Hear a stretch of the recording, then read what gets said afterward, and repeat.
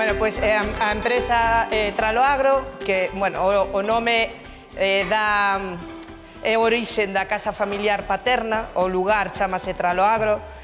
Nós somos meu irmão e eu os que fundamos a empresa. Bueno, inicialmente tamén miña nai, pero xa non está.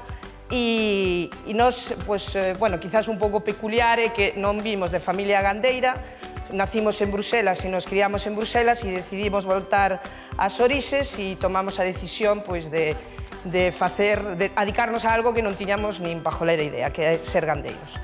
Nese camiño foi cando atopamos a Sociedade Galega de Pastos e Forraxes, ELOI, e, bueno, con ese acompañamento e outros asesoramentos, pois conseguimos chegar ao día de hoxe, pero eu sempre digo que, seguiremos sendo gandeiros mediocres e aprender constantemente, porque a verdad que hai moito que ir investigando, ir cambiando a maneira de manexo dos animais e demais.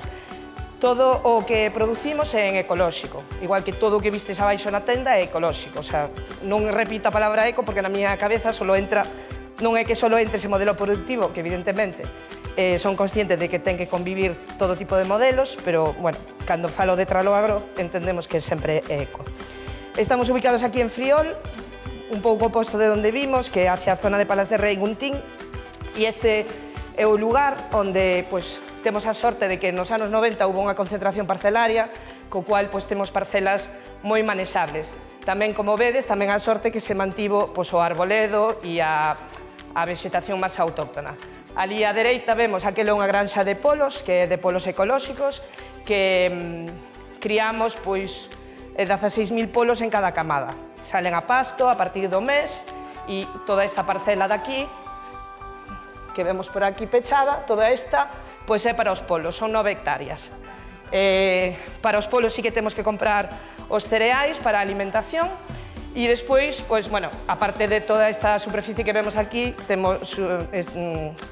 xestionamos pois unhas 120 hectáreas de terreo, non todas ao redor da casa, que está a casa originaria dos avós, bueno, a nosa casa, e unha granxa que existía xa dos avós para as vacas. Sí que fixemos algún alpendre e algunha mellora, pero, bueno, inicialmente eles tiñan o sistema semi-extensivo tradicional que había en Galicia, non? De que as vacas salían a pastar e os becerros quedaban fora. Nos, no modelo ecolóxico, pois todos os animais están fora. Esas instalacións utilízanse para carga cando vai a matadeiro, para saneamento, que estuvemos esta semana, e pouco máis, non? Un pouco para seleccionar os becerros ou becerras, pero senón todos os animales están fora.